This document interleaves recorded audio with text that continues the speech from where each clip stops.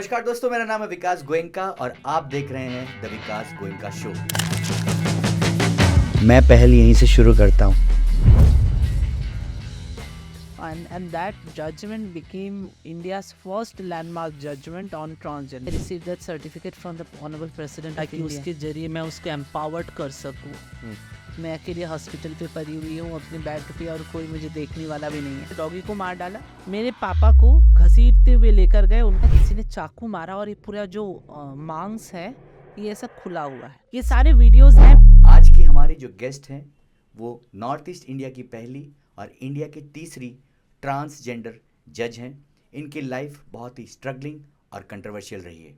अब आइए जानते हैं इन्हीं से इन्हीं के बारे में। Thank you so much for coming to the Vikas Goenka show. आपने अपना कीमती टाइम निकाला, बहुत बहुत धन्यवाद। तो आपसे बहुत सारी बातें करेंगे आज। बिल्कुल बिल्कुल। तो शुरू करते हैं। आप अपने बचपन के बारे में बताइए, कैसा रहा आपका बचपन? आप गुवाहाटी से ही हैं, so how was your childhood, कैसा? I come from a very typical Tai Ahom family. तो और मेरे घर पे तो सारी चीज़ें बहुत कंजर्वेटिव थी। सो बचपन में तो चलो बचपन किसी भी तरह गुजर गया।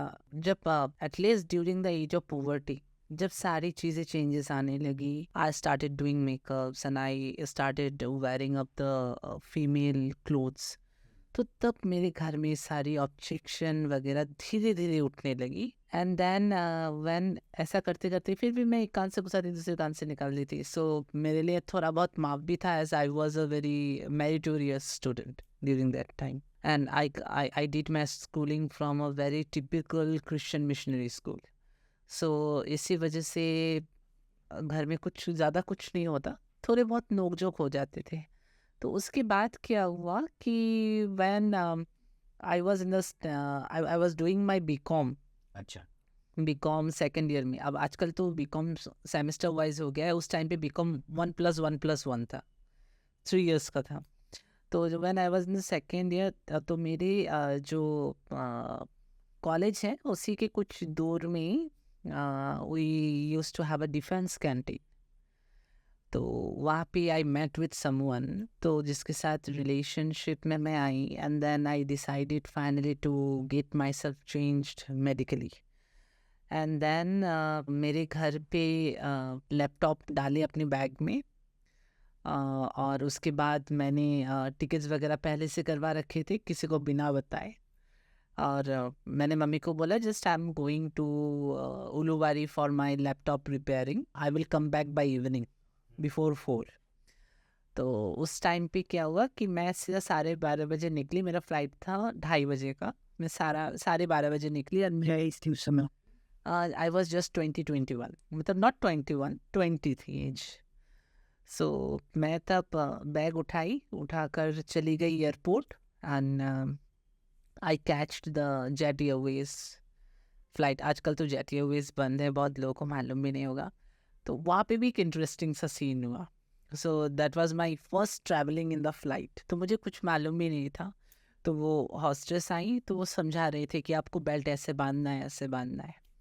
तो मुझे समझ में नहीं आया, तो मैंने क्या किया, उस बेल्ट को गांठ मार ली अपनी सीट में। तो अब जैसे ही छत्रपति शिवाजी एयरपोर्ट पर लैंड की मेरी फ़्लाइट और सारे लोग अपना अपना बेल्ट खोलकर नीचे उतर रहे थे। सो अब मैं कैसे खोलूँ, क्योंकि मैंने इसे गांठ मार के रखा हुआ है। So then I had to jump. मैं जंप करके निकली। तो that was my first experience in the flight. तो उस तरीके से गया। तो फिर मैं क्या करी, then I immediately I search PG paying guest. वहाँ पे तो उतना पेन गेस्ट मिलता नहीं था आसानी से। सो एंड 2-3 होटल में भी मैं गई तो it was quite very expensive, क्योंकि उतना एक्सपेंसिव से मैं रह सकती थी, बट अगर उसमें एक्सपेंड करने लगूँ तो मेरा सर्जरी फिर नहीं हो पाएगा। सो देन मैंने एक छोटा मोटा एक लॉज ढूंढा। तो हाँ, but it was even though आज के टाइम पे, उस टाइम पे मुझे मतलब पर डे 2000 के रेट से मुझे I got a 3 star hotel type lodge.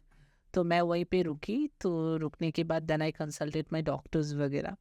तो वहाँ पे उस समय में क्या था, मेरा एक फ्रेंड था, Facebook friend, and he was working with Sahara Samay news channel. अब ये इतना बदमाश निकला कि ये जब इसको जब मालूम चला मेरे फेसबुक पोस्ट से that I am there in the Mumbai, तो वो मुझसे मिलने के लिए आया और उसने फिर मुझे बोला कि मुंबई में क्या काम है क्या नहीं, तो मैंने उसको सारा सब कुछ सच सच बताया, just as a friend I shared.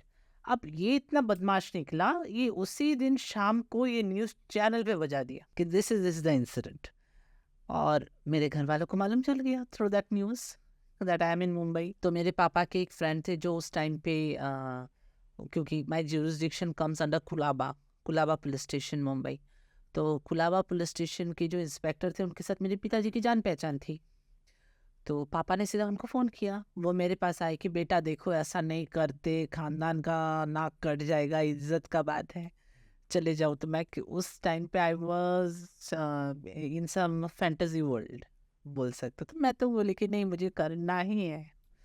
तो फिर उसके बाद क्या हुआ कि मैं डॉक्टर के पास गई, कंसल्ट की, तो this inspector has help my father कि मैं कहाँ जाती हूँ कहाँ नहीं जाती हूँ क्या करती हूँ, सब टाइम टू टाइम खबर मेरे घर में आ रहा है और मुझे मालूम नहीं।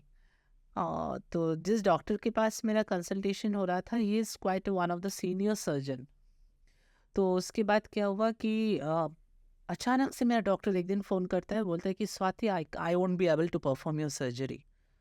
तो मैं तो और भी डिप्रेशन में आ गई थी उस वक्त कि क्यों इतना सब कुछ होने के बाद, इतना सब कुछ मेरा काउंसलिंग साइकेट्रिक टेस्ट सब कुछ होने के बाद अब जाके सर्जरी क्यों नहीं हो सकती। सो आई थॉट कि कुछ शायद डिफ़िकल्टी होगी या मेडिकल इश्यूज होंगे जिसकी वजह से उन्होंने शायद मना कर दिया है। तो मैं उससे गई मिलने के लिए and then he showed me कि देखो तुम्हारे पिताजी ने मेरे ऊपर लीगल नोटिस दिया है, so I won't be able to perform any surgery, you go to court and bring me order. अब क्या है कि we live in India where the judiciary process is very slow, तो फिर मुझे उस टाइम पे I had to appoint some lawyer, good lawyer to fight for this case.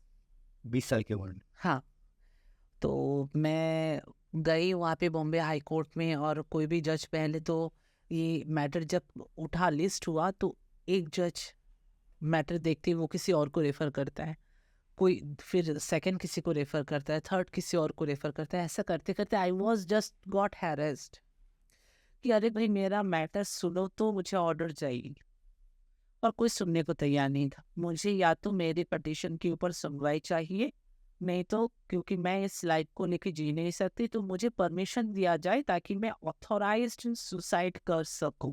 अच्छा। तो ये मैंने जाके सीधा मैं चीफ जस्टिस के चैम्बर में घुस गई, उनके पीए को दी, और उन्होंने क्या किया, चीफ जस्टिस का सील लगा के मुझे रिसीविंग कॉपी दे दिया। अब मैं इस कॉपी को पूरी मीडिया में दे दी।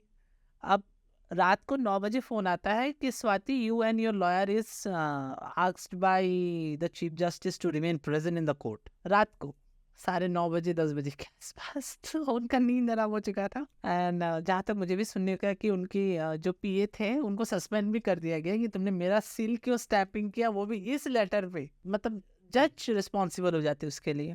सो देन फिर इस लेटर का कॉपी मैंने national human right commission, then उस टाइम पे justice Altamas Kabir was the chief justice of India, मैंने उनको भी भेज दी। तो चारों साइड से फ़ोन आए, तो देन चीफ जस्टिस ने मुझे बोला कि don't use the pressure tactics on us, you have to understand the difficulty of the court to take matters, so therefore no issues, based on the urgency we are fixing a bench who will listen to this matter and you will get order. तो 7 तारीख था, 7 मई 2012। पूरा court room की मतलब court के बाहर पूरा media channels का जमावड़ा लगा। तो जिस दिन 7 तारीख को ये डेट फिक्स हुआ, it was before a division bench of justice S J. Wazifdar and A R. Joshi. तो मैं कोर्ट पहुंची, कोर्ट के बाहर नेशनल इंटरनेशनल मीडिया, पहली बार भारत का ऐसे इतिहास में एक सेक्स चेंज ऑपरेशन के ऊपर हियरिंग होने वाला है। मतलब उस टाइम पे तो ऐसा भी हुआ था कि जो इशकजादी फिल्म आई थी, तो उनकी जो परिणीति चोपड़ा वगैरह, उनके जो को एक्टर, ये लोग भी आए थे मुझसे मिलने, एंड वहाँ पे तो ऐसा हालत था कि मीडिया वालों को ही मार पीट रहा है कि किसको पहला बाइट मिलेगा। मेरा एक ही ना फर्स्ट मैटर मेरा ही था। जस्टिस ने जजमेंट पढ़ना चालू किया कि there is no such law to prevent sex reassignment surgery, hence Vidhan Baruah is allowed to undergo the surgery. और फिर लास्ट लाइन में ये लिखते हैं जज कि for the gutsy and the bold behaviour we are giving a name Vidhan Baruah to be used as Swati Vidhan Baruah. So from उस चीज़ से Swati Vidhan Baruah continued and that judgment became India's first landmark judgment on transgender. Mentally आपको कितना प्रेशर? बहुत बहुत pressure झेलना पड़ा क्योंकि एक तो आपको जल्दी अपना ऑपरेशन करवाना था। यू हैड टू, हर कोई एक्सपेक्ट करता है, लड़का हो या लड़की हो, they need a family, they need someone who should stand behind और support you throughout your life. तो वो एक चीज़ हमेशा खलती है, ट्रांस को हमेशा खलती है। तो वो चीज़ था मेरे दिमाग में कि मेरे दिमाग में ये बचपन से ही आ गया था कि मम्मी पिताजी आपको कितना दिन देखेंगे, because someday at some point of time they also have to leave this earth. Then at least फिर आप किसके भरोसे में रहोगे? There should be someone who shall take a support and stand for you. आपको फाइनेंशियली सपोर्ट करे या ना करे, that is the secondary matter. Emotionally भी अगर कोई बोल दे कि तुम आगे बढ़ो, मैं तुम्हारे साथ हूँ, that also gives some mental peace, you know. तो वो एक चीज़ था, तो वो था कि जल्दी शादी करना था अपने बॉयफ्रेंड से। और फिर इस चीज़ में क्या हुआ कि as he was from defence, तो डिफेंस में ट्रांससेक्सुअलिटी और homosexuality are not allowed. And then उसके बाद क्या हुआ कि मेरे बॉयफ्रेंड के साथ मेरा ब्रेकअप हो गया। और तब मेरा फर्स्ट ही सर्जरी था when I was in the bed and there was no one. मैं अकेले हॉस्पिटल पे पड़ी हुई हूँ अपने बेड पे और कोई मुझे देखने वाला भी नहीं है, फैमिली में कोई भी नहीं है। So that was a very pathetic and painful situation था मेरे लिए। बट नर्स जो थी उस टाइम पे, उस सिस्टर साजिदा, तो सिस्टर साजिदा ने मेरी बहुत मदद की, मुझे बहुत मतलब मेंटली मुझे बहुत, उन्होंने बहुत सपोर्ट किया। और उसके बाद जब मैं, क्योंकि फर्स्ट टाइम सर्जरी था, फर्स्ट स्टेज सर्जरी था, तो मैं ठीक तरीके से चल भी नहीं सकती थी। तो उसके बाद क्या हुआ, देखा कि मैंने अपना एक्सपेंसेस भी मेरा ख़त्म हो रहा है, मेरा सेविंग्स भी ख़त्म हो रहा है, ज़्यादा दिन मैं मुंबई में और रह नहीं पाऊँगी। तो देन आई डिसाइडेड कि जब ये उसके बीच में ये सारा ब्रेकअप वगैरह हुआ, तो मैं मेंटली बहुत ब्रेक डाउन हो गई थी। और कुछ यहाँ के मीडिया वालों ने मेरे बारे में इतना गलत उस टाइम पे भी फैलाया था कि Swati is a person who has fought a big fight not only for herself but also for the entire community, is now into sex work. अच्छा, मतलब ये लोगों को, मतलब इतना येलो जर्नलिज्म करने का शौक चढ़ा था, ये लोग मेरे पीछे तब से थे। तो उस टाइम पे बहुत सारी चीज़ें हुई जो मेंटली मुझे पूरा झंझोर के रख दिया, लेकिन फिर भी मैंने हार नहीं मानी। देन आई डिसाइडेड कि नहीं, अगर आपको जवाब देना है और सोसाइटी के साथ लड़ना है इन अ बेटर नोट, ये ऐसा नहीं कि हाथों में आप तलवार लेके या लाठी भाले से आप मतलब उनके साथ लड़ाई करेंगे, but to fight them legally you have to be stable in your education. So then I decided कि चलो, जो मैं बीकॉम सेकेंड ईयर के बाद यहाँ पे आई थी, I had to go there in Guwahati. और फिर इतना सब कुछ होने के बाद फिर पापा लोग भी बहुत टूट गए थे कि फाइनली किसी ने सर्जरी करवा लिया है and someone has got converted himself into herself. एक चीज़ यहाँ पूछूंगा। हाँ, देखिए, एक कॉमन इंसान ये नहीं जानता है what is actually A transgender, क्योंकि ये हाँ। बहुत सारा हम लोग सुनते हैं, ट्रांसजेंडर, मेल फीमेल, बहुत सारी चीज़ें। थोड़ा ये बताइए कि what is actually A transgender, आपसे ही ये जानना चाहूँ। हाँ, मैं उस पर भी रोशनी डालूंगी। तो उसके बाद मैं पहले कंप्लीट कर लूँ, तो फिर उसके बाद क्या हुआ, then I came back to Guwahati. तब तक मेरे मम्मी पापा को काउंसलिंग करवाया जा चुका था and they happily accept me. And then मैं फिर बीकॉम पास आउट हुई और बीकॉम में मैंने हाई स्कोर किया था, जिसकी वजह से मुझे I was also been awarded as a best meritorious student. Okay, and that too I received that certificate from the honorable president of India उस टाइम की doctor this after you became a, yes, that was from doctor Pratibha Singh Patil ma'am, तो उनसे मुझे मिला था। And then फिर मैं BCom honours complete करने के बाद side by side parallelly I was also doing the CS course, तो वो भी कंप्लीट हुआ. Then I went to Guwahati university. I took the admission in LLB. I completed my LLB. Then I did my LLM from Harvard. अच्छा, okay, आप India से बाहर पढ़ी हैं. हाँ. ग्रेट. वहाँ से आपने LLM किया आपने. Yes. Oh. और तभी से ये जर्नी सारा legal fight not only for trans. लोग बोलते हैं कि no Swati is a trans specific. ऐसा नहीं है. मेरे नज़र में कुछ गलत होता है या होते हुए मैं देखती भी हूँ तो मैं बिल्कुल आवाज़ उठाती हूँ. क्योंकि आपको रिसेंटली भी आपको मालूम भी होगा, क्योंकि इसके पहले भी क्या हुआ कि जो ये बहुत सारी केसेस होती हैं सुप्रीम कोर्ट में, ऐसा नहीं होता कि सारे केसेस का jurisdiction is only limited only to the Guwahati high court. जो नेशनल लेवल तक की भी जो समस्या है मैं उस पर ज़रूर आवाज़ उठाती हूँ.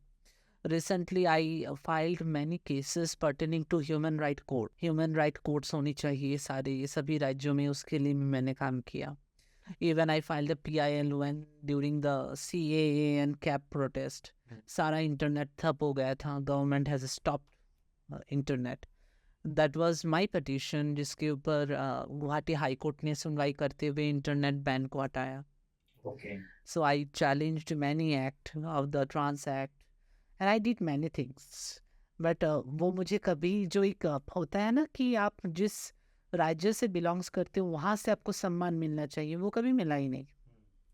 सो वो हमेशा एक हल थी. कभी कभार सोचती हूँ कि let leave the Assam.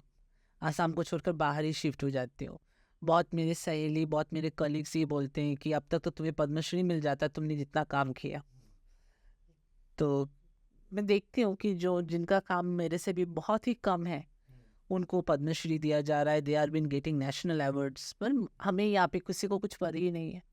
The Assam is a politic means a land of politics and casteism. सिर्फ यही मिलता है देखने को इधर, और क्या मिलेगा? कुछ भी नहीं यहाँ पे. इसलिए मैं बोलती हूँ कि समाज में ना सिर्फ दो तरह के मूर्ख पाए जाते हैं. एक तो वो मूर्ख जो पढ़ा लिखा करने के बाद मूर्ख वाली बातें करता है, उसका चाल चलन चाल ढाल मूर्ख वाली हो. दूसरा जो अनपढ़ गवार वो जन्म से है. तो अनपढ़ गवार वाले मूर्ख को आप समझ भी सकते हैं कि एक टाइम के लिए आप उसे माफ भी कर सकते हैं कि चलो इसके पास तो पढ़ाई है ही नहीं, इसके पास एजुकेशन की कोई शिक्षा ही नहीं है, तो ये अनपढ़ गवार वाली बात करता है. जो पढ़ाई लिखाई करने के बाद भी अनपढ़ गवारों वाली बात करे तो उसको आप क्या रिकॉग्नाइज करेंगे? तो इसलिए मैं मतलब सोसाइटी और लोगों से दूर रहना ही पसंद करती हूँ to leave a single life and a better life. और रही बात ट्रांसजेंडर्स की, अब जैसे कि देखिए कि मैं जब ट्रांसजेंडर हूँ तो लोग क्या बोलते हैं बहुत बार कि अच्छा ट्रांसजेंडर है, ट्रांसजेंडर मतलब क्या है, हिजरा किन्नर यही होंगे. अरे भाई, किन्नर हिजरा सिर्फ ट्रांसजेंडर्स नहीं होते. अब क्या है कि मेल और फीमेल में ज़्यादा से ज़्यादा क्या होगा, पुरुष है महिला है, तो दिस आर सीज जेंडर. इनको सीज जेंडर भी बोला जाता है या हेटेरोसेक्सुअल भी बोला जाता है. सो जर्डा लर्नर अपनी किताबों में जेंडर डेफिनेशन में लिखती है कि gender is a straight jacket. Gender is a straight jacket where male and female dances they are unequal dances. So they are male and female. फिर बाद में बहुत सारे ज्यूरिस्ट आए इस डेफिनेशन को क्रिटिसाइज करते हुए, बोला कि this definition is guided by racism, sexism और नेपोटिज्म. बहुत बोला गया. फिर उसके बाद जेंडर का डेफिनेशन बदला. और रही बात ट्रांसजेंडर्स की, ट्रांसजेंडर्स के अंदर में टोटल 59 कैटेगरीज होते हैं. तो अब ये सारे 59 कैटेगरीज को डिफाइन करना पॉसिबल है नहीं. तो इसलिए WHO वर्ल्ड हेल्थ ऑर्गेनाइजेशन और यूनाइटेड नेशन ऑर्गेनाइजेशन ने एक वर्ड को डिफाइन किया कि ट्रांसजेंडर, कि इन सभी कैटेगरीज के लिए हम इन सभी कैटेगरीज वालों के लिए हम एक ही शब्द देंगे which will be used as an umbrella term. So इसलिए ट्रांसजेंडर शब्द इस्तेमाल किया जाता है सो दैट उससे किसी को ऑफेंड भी नहीं होते कोई और किसी को बुरा भी नहीं लगता. अब जैसे कि इसके अंदर में कितनी कैटेगरीज होती हैं, तो first category is the hijra community, जिनको पहले इंग्लिश में यूनक बोला जाता था, EUNUCH यूनक बोला जाता था. लेकिन यूनक शब्द अपने आप में ही एक बहुत बड़ा डेरोगेटरी टर्म है. Which was used by British. तो इसके बाद अभी रिसेंटली क्या हुआ कि ICD-11 the world health organization की मीटिंग के बाद उन्होंने बोला कि नहीं, अब यूनक शब्द को हम हटवा रहे हैं और डिक्शनरी में हम हिजरा शब्द लिखेंगे। तो अब अभी अगर कोई जाके ऑक्सफोर्ड इंग्लिश डिक्शनरी खरीदता भी है तो उसको वहाँ पे यूनक शब्द नहीं मिलेगा, हिजरा मिलेगा। They have adopted that word. Yes, they have adopted that word. अब hijra is one of the category. Hijra is a community who is guided by a tradition and cultures which has obtained a force of law. उनकी 4 पुश्तों से वो tradition culture चलते आ रहे हैं। They are hijra. जिनको बधाई में जाना है, किसी के घर में बच्चा हुआ, शादी हुआ, नाच गाना करना है, तो they have their own socio cultural identities. So they are born this way. Some of them are born that way and some of them has preferred to live their life as that way. So they are hijra persons. And उसके बाद आती है ट्रांससेक्चुअल्स, जो मेरी category, कि जो mail से female बन गई, फीमेल से मेल बन गई, बात खत्म। ना कोई किसी के सामने जाना, ना कोई बधाई में नाचना, ट्रेनों बसों में जाना, And live a normal life. and live a normal life. There are many transsexual, those who are a doctor, engineer. Some of them are even married. Some of them are also maintaining a happy married life. They are there. So they are transsexuals. So can they produce babies also? Yes, ये बहुत लोगों को ये confuse रहता है कि अगर हम ट्रांससेक्सुअल्स को शादी करते हैं तो क्या वो कंसीव कर पाएंगे? बिल्कुल कर पाएंगे। अच्छा। क्योंकि क्या होती है कि सर्जरी के टाइम में यूट्रस भी आपके अंदर डाला जाता है, और यूट्रस जो होती है, यूट्रस इम्प्लांट भी होती है, और यूट्रस जो होती है वो आपके जो जंघों की जो इनर स्किन होती है उससे भी वो फॉर्म बनाई जाती है। So that need a very expert hand and expertise. तो वो कर सकते हैं, कंसीव कर सकते हैं। That's not a very big deal. लोगों को लगता होगा कि कंसीव नहीं करते, हमने तो गूगल में पढ़ा नहीं, हमने तो यूट्यूब में पढ़ा नहीं। अरे यूट्यूब में अगर और गूगल में पढ़कर ही अगर सब कुछ जान जाते, तुम्हें सर्टिफिकेट नहीं दिया जाता यूनिवर्सिटी से, है ना। इवन गूगल और यूट्यूब में भी जो इंफॉर्मेशन डाल रहा है वो भी इंसान ही डाल रहे हैं, और उनका भी नॉलेज लिमिटेड नॉलेज है।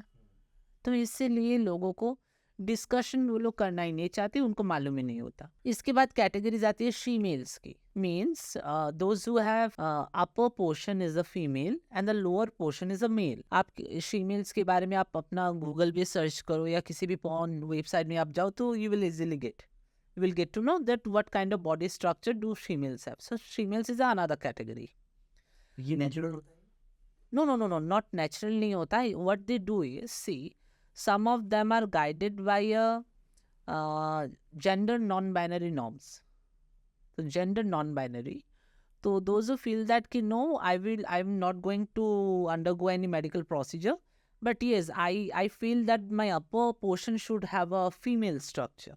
So they go for implant, they go for silicone implant, तो वो कर लेते हैं वो। तो they are the female categorization. Then they have another category is the Aravani. So Aravani means the followers of God Aravan. So if you go to Tamil Nadu, so you will find कि महाभारत के time पे जो अर्जुन के जो पुत्र थे अरावन, तो उन्होंने माँ काली की पूजा की थी कि पंच पांडव को कुरुक्षेत्र में विजय मिले। तो माँ काली ने बोला कि ठीक है, मैं तुम्हें आशीर्वाद तो दूंगा, लेकिन बदले में तुम मुझे क्या दोगे? तो देन अरावन सेठ कि मैं अपना जान आपको दे दूंगा। तो जिस दिन पंच पांडव ने अपना कुरुक्षेत्र का वॉर उन्होंने जीतने के बाद फिर क्या हुआ, जब माँ काली ने बोला कि कल तुम्हें अपना बलिदान देना है मुझे, तो उसके पास सिर्फ एक ही रात था। एंड देन वो खुद ब खुद रोने लगा कि अब तो मैं और कल को तो मुझे खुद को बलि देना है माँ के सामने। तो अगर मैं शादी कर सकता या मेरी कोई अगर बीवी होती, सो देन वो बहुत हर लड़की के पास गए कि मुझसे शादी कर लो एक रात के लिए। अब कौन सी लड़की किसी को एक रात के लिए शादी करेगी जिसको मालूम हुआ कि अगले दिन उसका हस्बैंड मरेगा? तो कोई राजी नहीं हुआ। आखिर में भगवान विष्णु ने मोहिनी अवतार लिया और उनके साथ शादी की, और अगले ही दिन रावण मर गए and Mohini cried a lot. तो उस जो ट्रेडिशन है, तो वहाँ पर अगर आप तमिलनाडु या चेन्नई पे जाएंगे तो वहाँ पे एक दिन के लिए ट्रांसजेंडर्स लोग लॉर्ड अरावन से शादी करते हैं, अगले ही दिन उनकी मृत्यु दिवस मनाते हैं। तो इस ट्रेडिशन के ऊपर वहाँ का गवर्नमेंट रिकॉग्नाइज्ड एक फेस्टिवल भी होता है, that is known as Koovagam festival. तो ये दिस इज़ द अरावन। तो अगर आप उसके अलावा भी और कितने सारे हैं, थिरुनंगाई, शिव शक्तिज, तो इस तरह की बहुत सारी कैटेगरीज हैं, ऑलमोस्ट 59 कैटेगरीज। तो इसलिए कोई अगर खुद को डिफाइन कर रहा है that I am a transgender, इसका मतलब ये नहीं कि वो हिजड़ा या किन्नर है। अरे भाई उसकी कैटेगरी जान लो पहले। बहुत ब्रॉड टर्म है। इसीलिए जब भी हम लोग खुद को ट्रांसजेंडर बोलते हैं, अपने नाम के बाद हम लोग ब्रैकेट में we use TS, means transsexual, और समवन विल मेंशन इफ अगर कोई फीमेल है देन उसके नाम के बाद वो विद इन ब्रैकेट में लिखेगा S। अच्छा अच्छा अच्छा अच्छा, एक बात बताइए, आपने लॉ किया, आप जज बनी, आप मेरे ख्याल से नॉर्थ ईस्ट इंडिया की पहली ट्रांसजेंडर है, यस। पहली जज भी हैं जो ट्रांसजेंडर है। आपने ट्रांसजेंडर्स के लिए बहुत काम किया है, लाइक टू हियर समथिंग, क्या क्या आपने ट्रांसजेंडर्स के लिए? एज बिकॉज मैं कम्युनिटी से हूँ, तो मैं कम्युनिटी के पास कम्युनिटी से मैं मिलने भी जाती थी। तो एक दिन मैंने देखा कि इससे हाथ कटा हुआ है पूरा, मतलब ऐसा लग रहा था किसी ने चाकू मारा और ये पूरा जो मांस है ये ऐसा खुला हुआ है, पूरा भीतर से हड्डी दिख रही है। तो मैंने उनको पूछा कि कैसे हुआ, तो उन्होंने बोला कि नहीं, ट्रेन में हम लोग मांगते हैं तो किसी ने हमारे साथ बदतमीजी किया तो ये चीज़ हुआ। तो उस चीज़ को इनफैक्ट न्यूज़ में पब्लिश भी किया गया था। तो मैंने पूछा कि लेकिन न्यूज़ में हमने तो उल्टा पढ़ा है। तो मुझे ये सुनने को मिला न्यूज़ में कि आपने उस लड़की के साथ हाथापाई की, तो ऐसे हाथापाई में आपके साथ ऐसा हो गया। बोला कि नहीं मैडम जी, ऐसा नहीं हुआ है। तो मैंने बोला तो क्या हुआ, क्या है ओरिजिनल, ये बताओ। उन्होंने बोला कि नहीं, हम लोग जाते हैं, हम लोग को क्या 10 या 20 रुपए मिले तो उसी में हम लोग खुश हो जाते हैं, इससे ज़्यादा हम किसी के सामने, हाँ ताली बजाते हैं, किसी को ऑफेंड होता है, कोई ऑफेंड हो जाता है ताली की आवाज़ से, लेकिन 10-20 रुपए से तो हम लोग ज़्यादा कुछ नहीं मांगते। वो लोग 1000-1000 रुपए दारू में उड़ा देते हैं, लड़कियों के पीछे उड़ा देते हैं, और एक सिर्फ 10 या 20 रुपए से उनका इतना कलीजा फट जाता है। तो मैंने बोला कोई अगर ना भी दे तो आप उसको मांगो ही मत। तो बोले कि नहीं मैडम, हम लोग नहीं मांगे, हम गए थे उस लड़के के पास मांगने के लिए, और जब मांगने के लिए गए तो उसने मेरे ब्रेस्ट में टच किया, तो जो मुझे अच्छा नहीं लगा, जो मेरे डिग्निटी के खिलाफ है, इसलिए मैंने उसे चाटा मारा। उसके बाद हाथापाई में उसने मुझे चाकू मार दिया। तो तब मैं सोची कि अगर कल को अगर सपोज मेरे मॉम एंड डैड अगर मुझे घर से निकाल दे, तब ये इंट्यूशंस आने लगी। तो फिर मैं कहाँ जाऊँगी? तो क्या मुझे फिर हिजड़ा या किन्नरों की कम्युनिटी में आना पड़ेगा, और फिर मैं, जो लोग मुझे जानते हैं यहाँ पे, मैं आई टुक माई बर्थ, तो क्या मुझे फिर ट्रेनों में सड़कों पे मांगना पड़ेगा? तो मैं इसके लिए क्या कर सकती हूँ? I started questioning my self. तो तब मैंने लॉ की पढ़ाई की, and that's a turn from commerce to law. मैंने फिर देखा कि नहीं, मैं लॉ ही एक ऐसा सब्जेक्ट है जहाँ से मैं खुद की भी आवाज़ उठा सकती हूँ और इनकी दबी हुई आवाज़ को भी उठा सकती हूँ। और मेरा लॉ कंप्लीट होते ही I did my first PIL, which is PIL 15/2017. That was the first judgment from the division bench of Justice Ajit Singh and Suman Shyam, who gave that judgment. And after that judgment, the government formulated advisory committee on transgender, जिसकी मैं सदस्य हूँ। और उस advisory committee का काम था कि गवर्नमेंट ऑफ असम को टाइम टू टाइम आप पॉलिसी फॉर्मुलेशन में हेल्प करेंगे, और ट्रांसजेंडर्स की बेहतरी के लिए क्या क्या कर सकते हैं। So chief secretary Jishnu Baruah, Kaushal Hilali and me, for the first time we drafted the policy for which was known as transgender policy of Assam, that got approved by the cabinet, Assam cabinet, and it became the state first transgender policy. और तब हमारे कुछ और भी activist हैं जो तब तक सुप्रीम कोर्ट में अपना लड़ाई लड़ चुके थे, और सुप्रीम कोर्ट ने भी जजमेंट दे दिया था ट्रांसजेंडर्स को भी, मतलब पुरुष महिला के अलावा ट्रांसजेंडर्स को भी उनको समान अधिकार मिलेगा। और उसके बाद हमारी जो प्रेजेंट गवर्नमेंट है वो ट्रांसजेंडर कानून 2019 लेकर आई। तो ये बहुत बड़ा एक हमारे लिए जीत था, क्योंकि आप देखिए विकास जी, भारत को स्वाधीन हुए 1947, 47 के बाद कॉन्स्टिट्यूशन संविधान बना, सारे कानून लॉ बनाए गए, लेकिन आप सोचिए ज़रा कि जितने भी डेमोक्रेटिक राइट एक नॉर्मल लड़का या लड़की को मिलता है वो हमें कभी नहीं मिला। आपको मालूम भी है कि लोग ट्रांसजेंडर से इतना दूर क्यों रहते हैं? इसका मेन रीज़न था, आप अगर पुराने हिस्ट्री को देख लेंगे तो इनके जैसे नौजवान जितने भी हैं वो ट्रांसजेंडर्स के साथ रिलेशनशिप में रहते थे। There are historical evidences. राजा महाराजाओं ने भी बहुत सारे अपने रानियों के अलावा भी ट्रांसजेंडर्स के साथ शादी की है। बहुत सारे मुगल एम्पायरर्स भी करते थे ट्रांसजेंडर्स को शादी। उनको अपनी जो हराम में रखा जाता था अपनी क्वीनों के, अपने रानियों के लिए। तो बहुतों को तो सेनाध्यक्ष मतलब जनरल भी नियुक्त करते थे। तो ये सारा जो कल्चर एक ऐसा सिचुएशन जहाँ पे ट्रांसजेंडरों को सारा अधिकार था समाज में रहने का, तो वो कहाँ लुप्त हो गया। तो इस चीज़ को समझना है कि जब पहली बार ब्रिटिश कॉलोनियल रूल भारत में पहली बार आई और उन्होंने देखा कि नहीं, पुरुष महिला के अलावा ही ये एक ऐसा समुदाय है जो हमारे डिवाइड एंड रूल पॉलिसी को अच्छे से भाप लेगा, तो इनको पहले साइड करते हैं। तो वो क्या किए, विक्टोरियन, क्योंकि उस टाइम पे जितना भी लॉ बनता था वो मतलब क्वीन एम्पेरस के नाम से बनता था। तो एम्पेरस के अंडर में एक नया कानून लेकर आए जिसका नाम था क्रिमिनल ट्राइब एक्ट 1871। गौर कीजिएगा, इस क्रिमिनल ट्राइब एक्ट 1871 में क्या था कि अगर आप ट्रांसजेंडर हैं या किसी के घर में ट्रांसजेंडर बच्चा पैदा हो रहा है तो उस बच्चे को इमिडिएटली पुलिस सीज कर लेगी, ब्रिटिश पुलिस, और उसको जेल में रख देगी लाइफ टाइम इम्प्रिजनमेंट के लिए। किसी के घर में अगर ट्रांसजेंडर है उसको जहाँ से भी हो वहाँ से ट्रांसजेंडर्स को उठा लिया जाएगा, उसको जेल भेजा जाएगा। They were termed as bond criminals उस कानून के तहत। मतलब उसके बाद ट्रांसजेंडरों के साथ रिलेशनशिप, शादी, ये सब कुछ से लोग डरने लगे कि ट्रांसजेंडर के साथ हम लोग रहेंगे तो हमें भी जेल में भेजा जाएगा, ब्रिटिश हमें मार डालेंगे, फांसी में चढ़ा देंगे। तो ये बोलते हैं ना कि अगर आपको किसी के बारे में बदनाम करना है तो मार्केट में सिर्फ 2-4 कहानियां रख दो तो लोग अपने आप 50 बना लेते हैं। तो उसी से जो उस कानून के तहत जो सिलसिला पैदा हुआ, और ऐसा सिलसिला पैदा हुआ कि आज उसका रिफ्लेक्शन हम लोग देख रहे हैं कि जो मेन स्ट्रीम सोसाइटी है वो ट्रांसजेंडर कम्युनिटी से हट के है। ओके।